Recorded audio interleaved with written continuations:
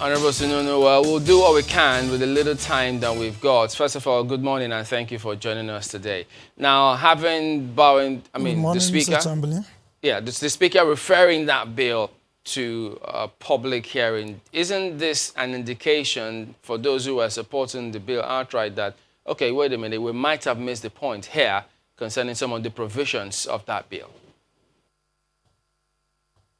Well, thank you very much for once giving me the opportunity to appear before the station. Well, we should know that the House of Representatives is made up of people who are representing various constituencies. And when the bill was presented, there are a lot of issues raised. Mr. Speaker gave it another 1 week so that people can go study it, listen to the views of their various constituencies so that they can, even before the sitting, feed him back with what are the feelings of general society. He also have gone on his own to also look at the issue. Now, the issue is that as a representative of the people, even last time I told you that the House of Representatives will stand by Nigerian. We are Nigeria and Nigerians, and we have been proactive so far. So we are also going to be modulated by the actions of the society because we are representing people. Now, on hearing what the views of the people, Mr. Speaker, in his own wisdom, been a democratic, and I told you also a lawyer that has been has spent a very long time in the practice, and also considering the ethic of the profession, both medical and legal profession. Mr. Speaker, and the House resolved that the bill should be passed for public hearing. So the bill will now be sent to the committee so that the committee will synthesize all the views of various stakeholders that will be invited to shed more light so that we can bring a bill that is will capture the views of the people, and the people themselves will own the bill. Now, you are one of the sponsors of that bill. You're one of the sponsors of that bill. As a medical doctor, and the provisions that spoke about compulsory vaccination, were you comfortable with it? No, I told you, even the last time I told you, you spoke with me, compulsory vaccination is never anticipated.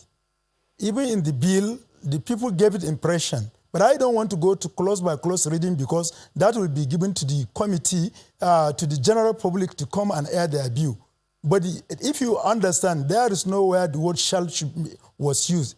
It may, rather than the word shall was used in the bill.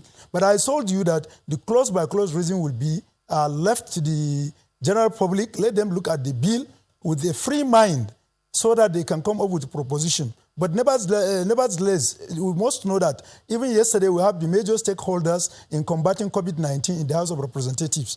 The Presidential Task Force Chairman, who also doubled as the Secretary to the Government of Federation, the Minister of Health, and also the DG NCDC, and virtually all the stakeholders that spoke, expressed the need for that Quarantine Act to be amended. Okay. So what we have now is a bill, and a bill is a proposal, and it's a working document.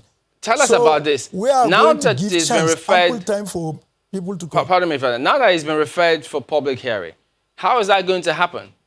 Yes.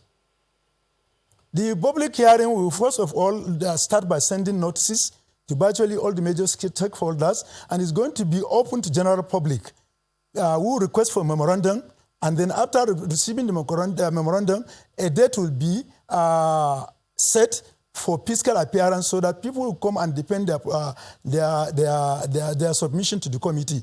You know, we are also observing a COVID-19 regulations, so therefore when we are going to do it, we have to do it in such a way that all the stakeholders that are going to be invited will be represented, rather than coming in troop. We may have one or two to represent each stakeholders. We have many stakeholders, and this time around, because we want to have a robust discussion so that the document will be owned by everybody in Nigeria, we are going to invite, including the religious and traditional institutions, because when you are fighting infectious diseases, it has something to do with both cultural and religious affiliation of people. Therefore, we are going to give them a room to come and also state how they want the issue to be treated. We're also going to invite the major stakeholders like the Minister of Health, NCDC, and all other ministerial and departmental additions. The aim is to make sure that we have a bill, an act that is accepted generally by people, and we also try to avoid any interministerial or interdepartmental conflict so that one's power cannot be issued to another, creating an avenue that will create more confusion in the solution. So that's why we are open and we are going to make it a robust discussion. Thank you very much indeed, Honorable Yusuf Tanko Sununu, Chairman House Committee on Health Services. We appreciate your time this morning.